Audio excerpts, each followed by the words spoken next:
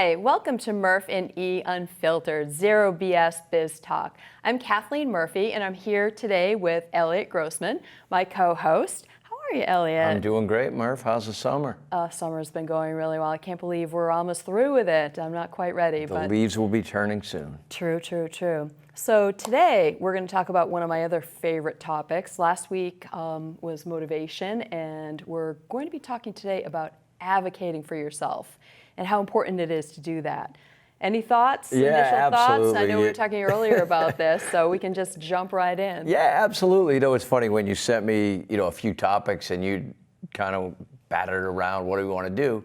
This was great because we talk about this when we work together. Yes. And every day in professional life, we always roll our eyes. I did it the other day in a meeting. Advocating for yourself doesn't mean being a kiss ass. No. And it just means doing the right things, figuring things out. And we're going to talk about that as we go on and building your brand. But, exactly. I just thought about that and I was laughing driving up here. Like, I can't wait to throw that one on camera. Well, one of the things I think about when I think about advocating for yourself is what if, in a perfect world, we all had a PR representative, somebody that took a look at everything that we're saying and doing and said, perhaps you could consider doing it this way. It would be a better way to do it. So that way, if we were to, have somebody look at everything that we did, it would just be a very different outcome, I would think, for most people. But since most people don't have a PR firm behind them watching their every move, then the next best thing is to do it yourself. So in terms of doing the advocacy for yourself, one of the things that I like to tell people is really important to do is to write down 3 to 5 things that they're professionally good at.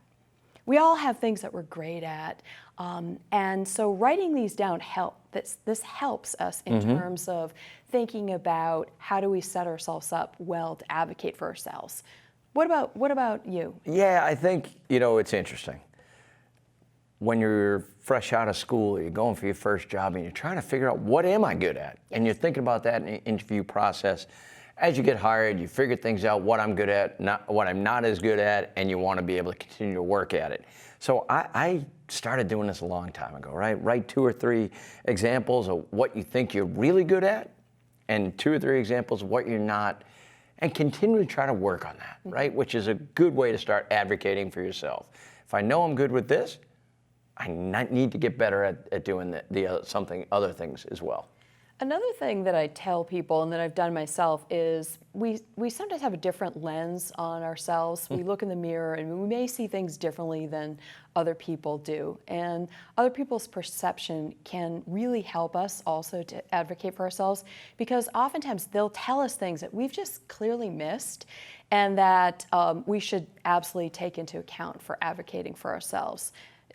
Would you agree with that? Yeah, absolutely. So personally, there's maybe 2 or 3 people in your life that you can trust and that will tell you, boy, that is an awful shirt. Or, hey, Dad, you're look like you gained a lot of weight, right? Not many people will be brutally honest with you. We need those people in our life. We absolutely do. On the professional side of things, you want people to be honest with you. If you're talking to your boss or the senior people on your team, and you want to be able to say, how do I get there? What am I doing? What am I missing? And you want them to say, slow down or pick things up or show more energy or come in early and, work on your elevator pitch and this is what you need to do. Those types of things. I mean, I'm sure it's no different with what you're doing now in your business. No, that's absolutely true. And speaking of elevator pitches, I think that most people don't realize that that's something that they should be working on all the time. And in fact, it might change. And if you're thinking about what exactly is an elevator pitch and do I really need one, you do. You actually do. And it's just like the name sounds, elevator pitch, meaning it's not some 10-minute explanation about what it is that you do. It's 30 seconds or less. Pretend you're just going up one floor. What is it that makes you unique? What makes you stand out? What makes you different? What is it that's your superpower? Tell me something that's intriguing, that's going to elicit a question that I have about wanting to hear more about what you're saying because you've just told me something so interesting.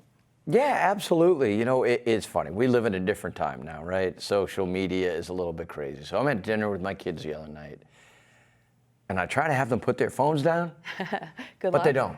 And I look at my daughters, and they're just Snapchatting away. I'm like, you just took 10 pictures of yourself making a duck face or whatever stupid face you guys are making, and send them to your friends. Instead of that, how about we talk about, well, I'm going to be a freshman in college next week. I don't know what I'm getting into. What's going to be your elevator pitch, Jess? What's your brand now? What's going to be your pitch as you enter nursing school? Exactly. Well, it's really no different for us professionally. No, it's really not. And I'm going to cue off on the word brand that you mentioned, because each and every day we are all working on our brand, whether we like it or not. If we have any social media presence whatsoever, we are crafting some kind of brand. It may not, in fact, be the brand that we want it to be Yep. at this moment in time. And if we go back and we were to look at maybe what we've posted, things we've written, perhaps any kind of videos that we've put out there, we may or may not like what we see. But we have to, at the same time, be aware of the fact that each and every time we're putting something out there, especially in social media, and it's so easy to do that, Of course. the impact that it might have on our brand. And I'm sure that most people would agree that they would want it to be a positive impact on their brand, absolutely. right? Right. Well, you going for a job interview, we've heard all the horror stories, right? And companies pulling up posts of people and looking at things, and you don't want to go. You want to go into a job interview or whatever setting you're in, going forward, not backing up and you hear the truck beep beep. You don't want to have to deal with that, right? No. You want to be going forward. You talked about crafting and doing those things. I always just tell people on my team, and I try to do it myself, even now, go into work early, right? After work, 8 hours, 10 hours, we're tired. Yes. Everybody's beat. Your brain isn't working as clearly as it is at 7 in the morning, 7:30. Go into the work early and start working on crafting that 30-second pitch that you talked about. It's amazing how quickly you'll get good at it. It's true, and it is, in fact, something that you need to practice. It's not something that you can just kind of put off and assume that you're going to get good at it. Nobody's as great as us. Well, no, and sometimes that's true, and sometimes it isn't. And sometimes if we don't actually think through what it is that we're going to be saying, that's when we can get into trouble. So practicing and making it as perfect and as seamless as we can is really important. People may not realize that. They may say, I don't really need it, but they're going to be amazed at how many opportunities they're going to come across, whether professionally or personally, that when the opportunity presents itself, if they haven't given some thought to, okay, I have an opportunity now to tell somebody great about myself.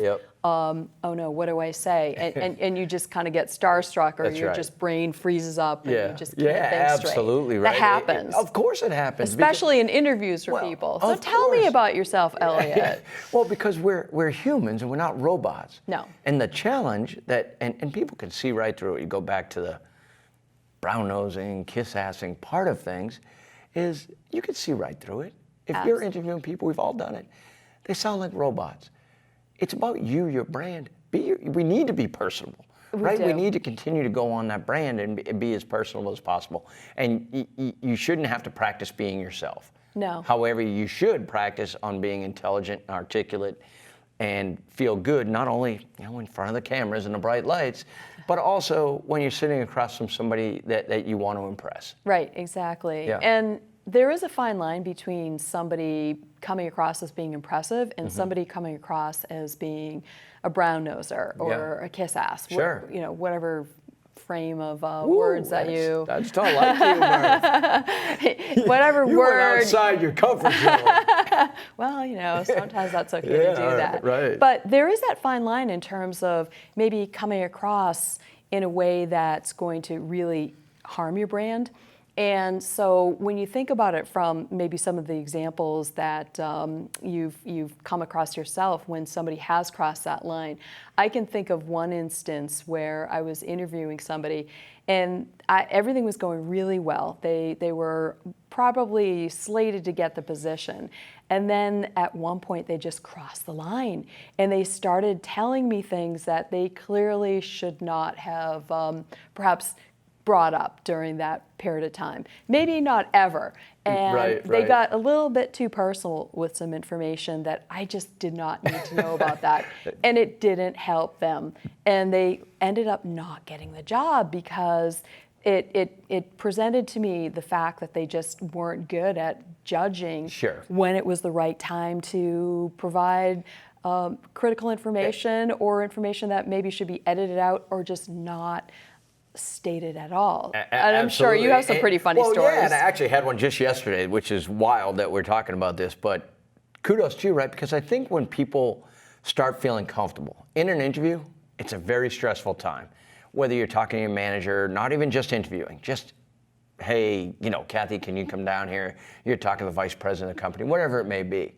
It's a stressful time.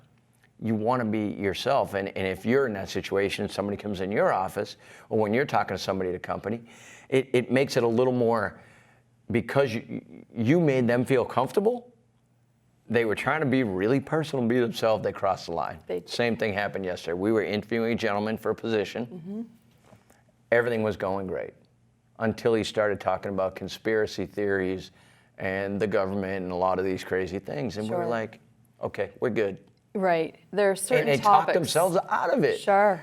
So that's not advocating for yourself. No, I don't know what the opposite of not advocating for yourself is, but, that sounds like perhaps an instance where he didn't advocate for himself. And clearly there are some topics that are just off limits. Of course. Particularly in interview situations.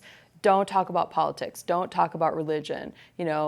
Maybe don't talk about people that maybe you don't like. Right, just exactly. leave those out. And I think it's pretty common sense, and most people don't cross that line, but there are topics now that we've got the social media at our beck and call at every moment of the day that may have people thinking a little bit differently in terms of what is appropriate to say or to talk about. So we both have kids. And I tell my kids all the time, be really careful about what you're posting out there, because I can't tell you how many companies that I've worked at where they either ask me or the HR team will look at that person's social feeds. Mm-hmm. And if they see anything that's inappropriate, it really can jeopardize. Yeah, it's going to be a red flag, or it's going to jeopardize an opportunity that, was really unfortunate that they should have had an opportunity to go forward, and they got. Yeah. Of course. So I know that this topic, and we've talked about this previously, mm-hmm. is important to you. So when you go out into the field and you go work with teams, mm-hmm. Social media has to come up and how they act and how they do. But what's your number one, number two? You talked about 3 to 5 things. Sure. What do you talk to them? Do you poll the audience first, talk to the teams, and then do you say, hey, this is really what I do? You lead the witness a little bit. Sure. How do you get that out of, or bring? What do you drop on them? What's your advice for advocating? A little. I think, obviously, because I'm a Gallup Strengths Finder coach, mm-hmm. If somebody knows what their top 5 strengths are, people ask me this all the time. If I happen to know what they are, do I say that I know what they are, or do I just infuse that information into a conversation? Yeah. And I usually will instruct them to infuse it into the conversation. Maybe don't bring up that you know what your top 5 strengths are. You can use the words to describe what your great strengths happen to be, but don't necessarily rattle them off. Because if somebody doesn't know what you're talking about, it's going to be really awkward. It's going to be like talking about astrology, and maybe somebody doesn't understand astrology. So they're going to be looking at you kind of funny, saying, okay, I don't really know what they're talking about. So I tell people to key off on the words that describe what they're really good at, and maybe focus on their top couple of strengths that are in line with whatever it is conversationally that they need to be talking about. So if it's for maybe a new job, talk about the strengths that you're going to be bringing to that new job. If it's for promotion, talk about, again, so it's a new job situation, but talk about what you're bringing to the table in terms of advocating for yourself to let that person know why you're the number one candidate, bar none. Yeah, that's interesting, because I was lucky enough to work with you individually. And one of the number of things I took away was we discussed, even if you think, or you know you're not ready for vice president role, you're not ready for the SVP role, there's nothing wrong with, it is advocating for yourself by saying, I'm not there yet, and I know I'm not there yet. Right. I've got some more learning and growing to do. Yes. And you flat out told me this. You're like, that may be a little bit above your league, but let them know Absolutely. that you are interested. Yes. And that you believe with a year or 2 years or 3 years experience that you want that role. You know, it's not the, oh, I want your chair. I want to be sitting in your chair, Kathy. That's my next stop. It's more of being understanding about what your limits are and the things that you have to grow on, not just your strengths, but we talked about your weaknesses a little bit as well. Would you agree? Exactly. I would agree with that. And I think it's important to let somebody know the direction that you might like to be heading so that they're not necessarily prescribing to you where you should be going. Oh, that's a great point. Because you're going to know what your strengths are, and the fact that you're going to take these strengths and have these strengths to maybe get you to that place, it may take them some time in order to figure that out. So you're sort of fast tracking this process for them, and also planting that seed. It's really important to plant that seed. If in fact you know that there's something that you want to do going forward, tell somebody, let somebody know. Don't keep it a secret. That's advocating that's a for great yourself. point. Right. When you think about all the people that you know that are successful, do you think that they were great at advocating for themselves? I think that it is.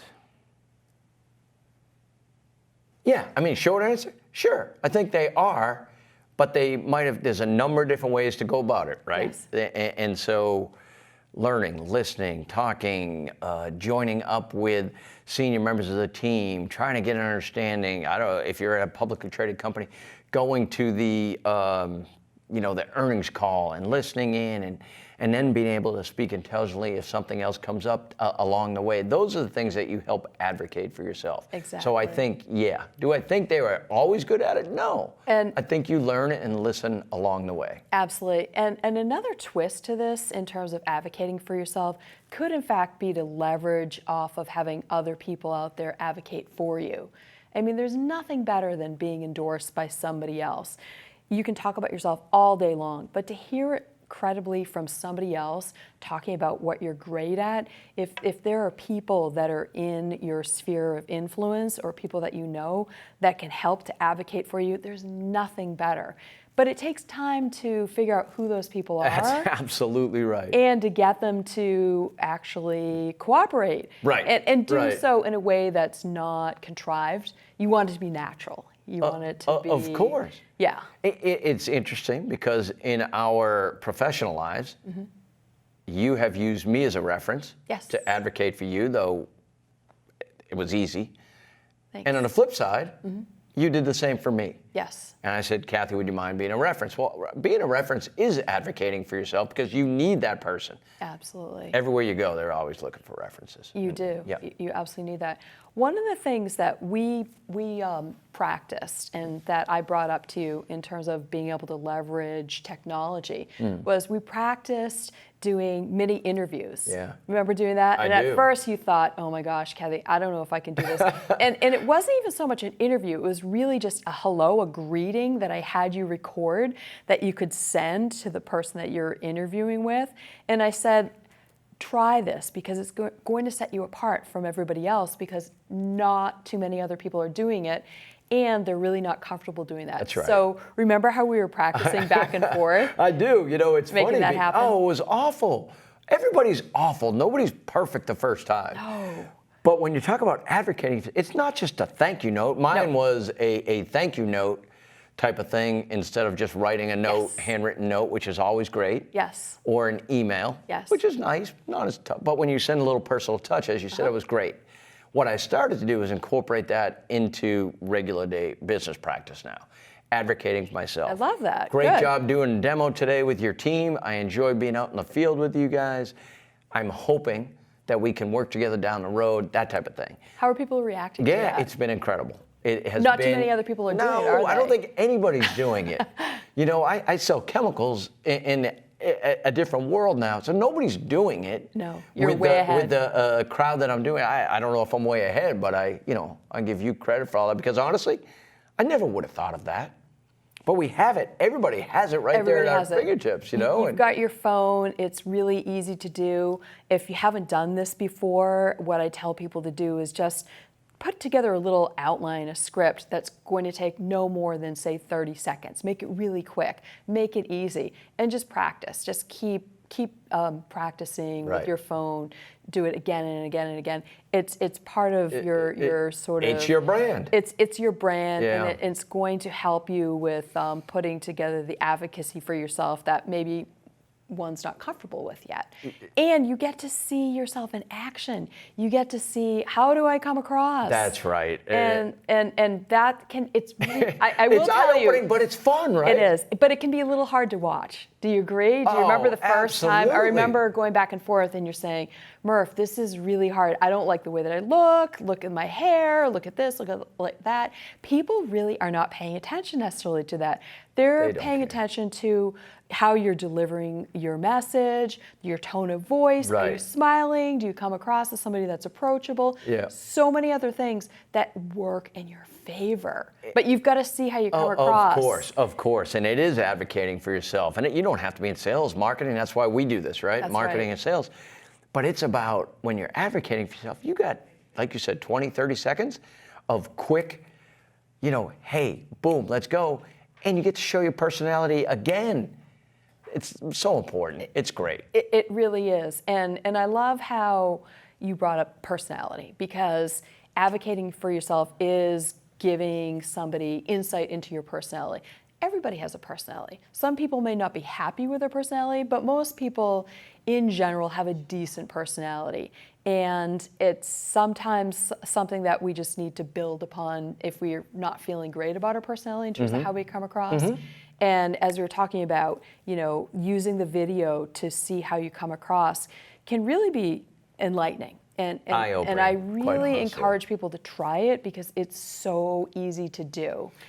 So when you're doing your training and you're working with teams in various companies and various industries, that's one thing I believe you said, we don't send them into a green room, but you kind of talked about people that are willing to do it, and they raise their hand, they come up and do it in front of the audience maybe, and the other folks are a little shy. And I love the fact that you bring up somebody that may be a little more shy, a little more introverted is probably a better term, and try to get it out of them. And everybody laughs, and not laughing at them, laughing with them. And then you're teaching them, again, we're talking about advocacy, advocating for yourself. Absolutely. It's amazing. It's amazing. And I think that's a huge part of your business and what you're doing that's helping companies. Thank you. So last week I asked at one of my clients the question, who would like to know how to talk to somebody, to anybody? And they all raised their hands, some of the introverts a little shyly.